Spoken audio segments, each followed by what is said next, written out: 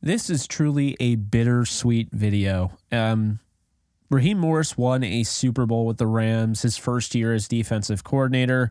I've defended him pretty much ever since he became a Ram. And now seeing him leave, I'm so glad he's getting this opportunity, but I can't stress it enough.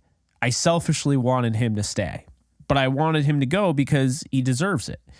This is somebody who, let's be honest here, probably should have already had at least another shot at being a head coach.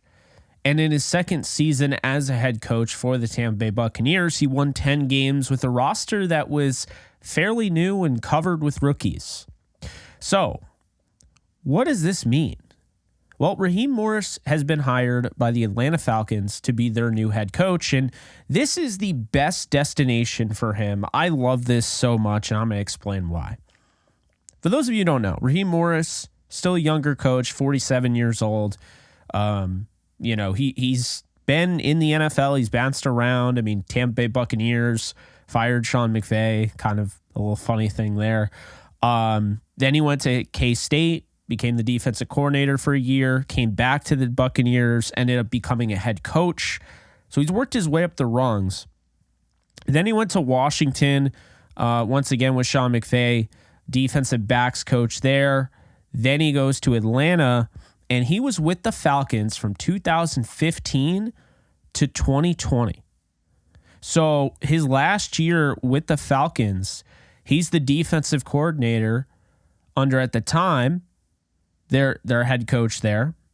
And now right after that, he becomes the interim head coach. It was Dan Quinn.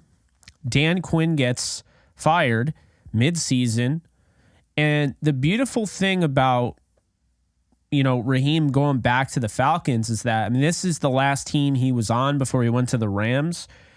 But keep this in mind, with the Falcons, he didn't get fired. He had a chance. He interviewed as the interim head coach. He ended the season, but he was not fired. So he's never been fired from the Falcons.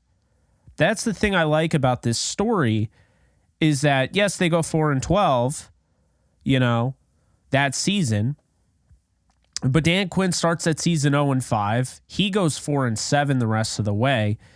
And as an interim head coach, he's just, he gets a chance and doesn't become the head coach. He probably could have stayed, but he decided to go, and he was hired by the Rams in January of 2021.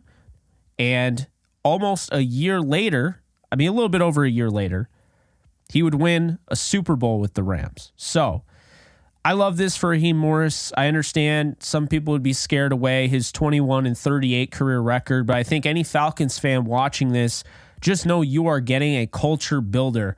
This is somebody that is going to do the same thing that DeMeco Ryans did over with the Texans. Isn't that funny how you look at a guy like Raheem Morris, right? You look at a guy like DeMeco Ryans. These are defensive-minded guys, but everyone saw the Kyle Shanahans and the Sean McVays, and they said, oh, well, you need an offensive-minded guy to help out the quarterback. There's probably going to be a new starting quarterback in Atlanta, and that'll be figured out in time. But I think really what it comes down to is if you have a leader of men, that means you have a leader not only of the players, but also of the coaching staff. It means that you have somebody that can be a leader, that can develop a culture and win. And what you're getting in Raheem Morris is somebody who's had a lot of experience. He's gone through all different coaching trees. He's been around the Shanahans, the McVays, the LaFleurs. He's been around enough guys now where he could bring in a really good coaching staff this time around, first off.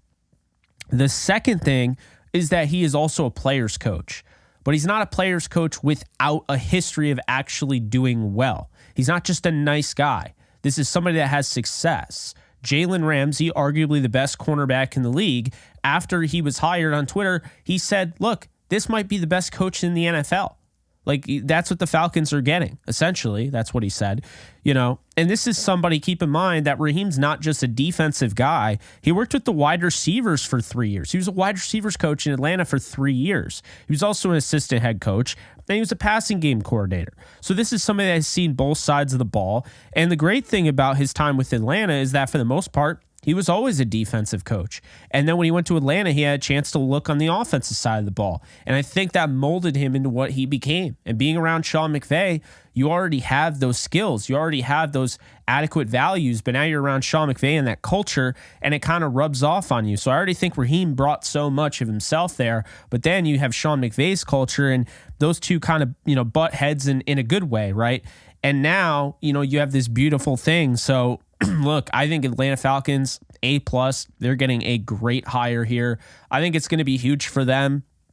I'm really excited to see what Raheem Morris does. I will be rooting for him as long as it doesn't, hurt the Rams. I'll be rooting for the Falcons to do well. Very curious to see what quarterback steps in there. That defense I thought played well last year. They got some key pieces, guys like Jesse Bates that you have to look at, and Caden Ellis. But I'm really fascinated by this because this is really cool. You don't always get a chance to see stuff like this, but the Falcons, they brought him back. We'll see what ends up happening.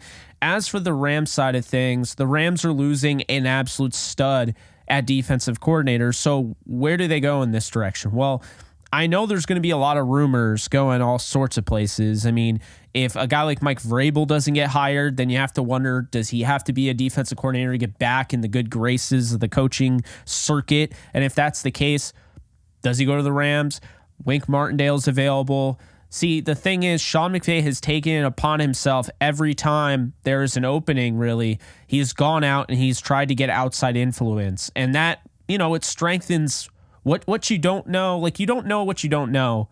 And really what happens is when you bring in somebody from a coaching tree that essentially exposed your first offense, your first ever offense that was giving defenses fits in the Vic Fangio scheme, and you bring in a guy like Brandon Staley, that was an outside influence. You go from Wade Phillips to Brandon Staley to then Raheem Morris. So do the Rams, this is the crossroads they are in, right?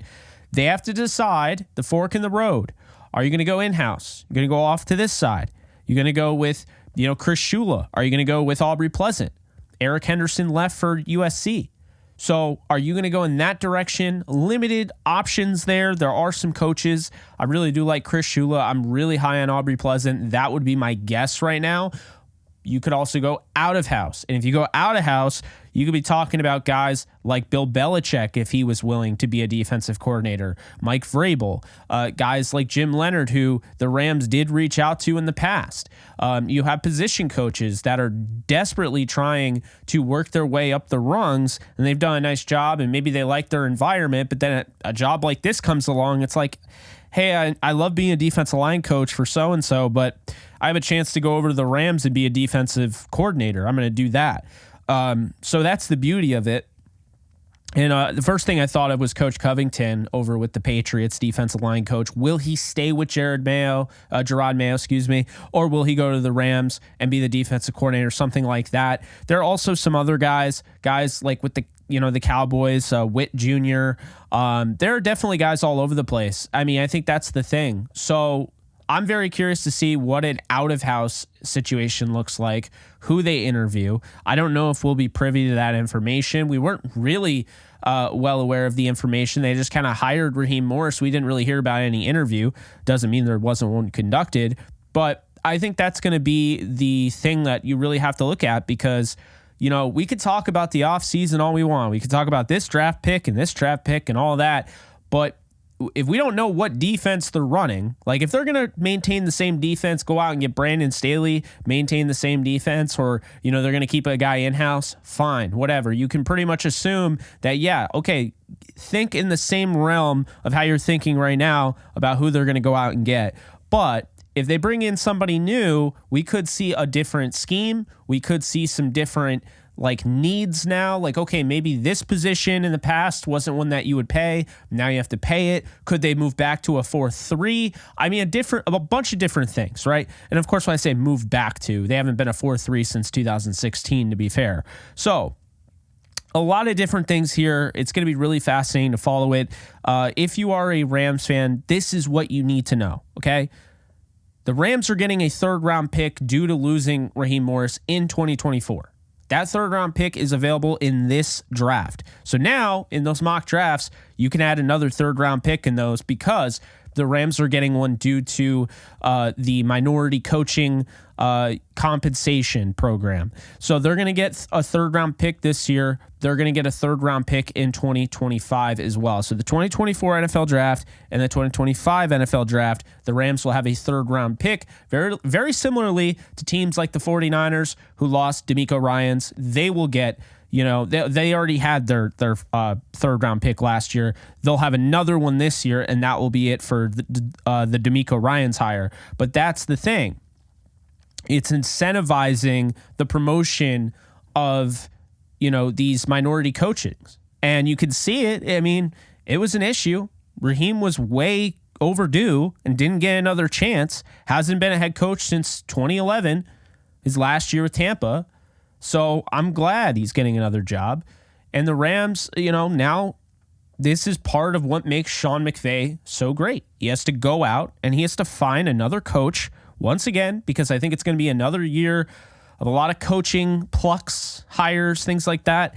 I know the Steelers are interviewing former Rams offensive coordinator Thomas Brown, or not coordinator, excuse me, running back, tight end coach, and assistant head coach Thomas Brown. He's the offensive coordinator for the Carolina Panthers.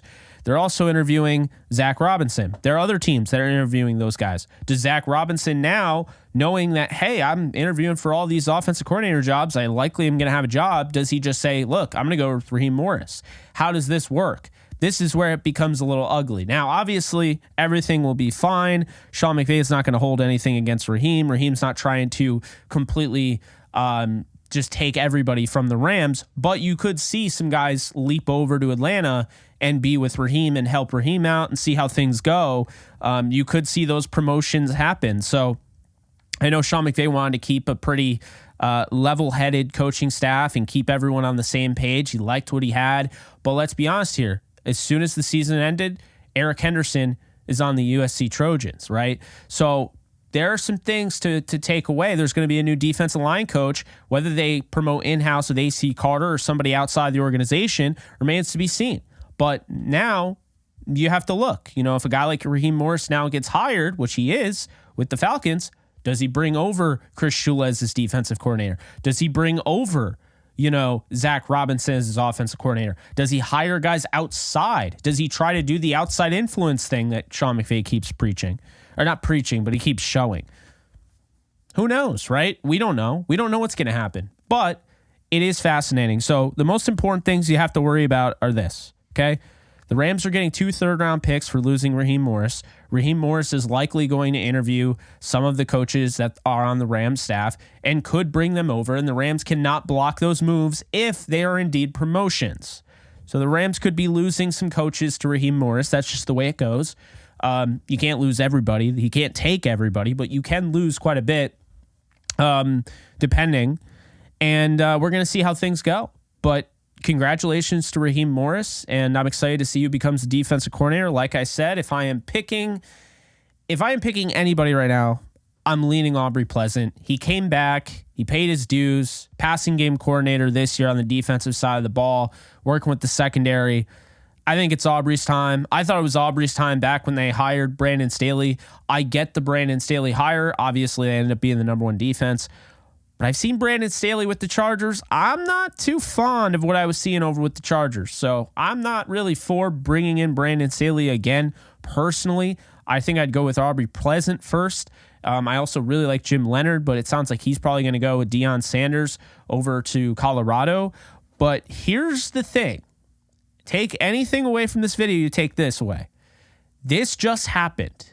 So a move like this is a premier spot for a lot of coaches now. They're looking like defensive coordinator under Sean McVay with the Rams. I get to coach Aaron Donald. I mean, come on. That's a once in a lifetime opportunity. You don't normally get to coach players like Aaron Donald. So there are defensive coordinators or hopeful defensive coordinators that are going to be chomping at the bit. There's going to be a ripple effect. So the Rams could have a bunch of candidates you wouldn't expect them to have. And if one of them happens to be Bill Belichick, then I think there's a chance they could hire him. If Bill Belichick is interested in this job, I'd be shocked if Sean McVay didn't hire him. But I don't think he is. I think Bill Belichick wants to either be a head coach or he doesn't want to be anything. That's how I feel. I feel the same thing about Pete Carroll. I don't think those guys want to take, coordinator jobs or lesser jobs since they've been head coaches for so long. But we'll see what ends up happening. Be sure to like, subscribe, and comment. You can follow me on JK Bogan for more content and all of that. And you can check out my podcast. Link is in the description. I'll see you guys soon.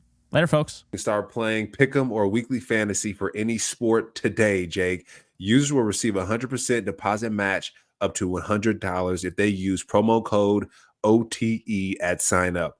Start playing Pick'em and Weekly Fantasy Football today with Underdog Fantasy. Do you love talking about the Rams, the NFL, or just want to be a part of a community? Join my free Discord server today. We're over 800 members. We got 24/7 live chat, a level 3 boosted server, the ability to call into JE Live, playing online games with us on Kick streams, toggleable alerts for when I go live on YouTube or Kick so you don't miss a live stream, and exclusive giveaways. Click the link in the description, the comments section, or the link that comes up in the video to learn more and join today.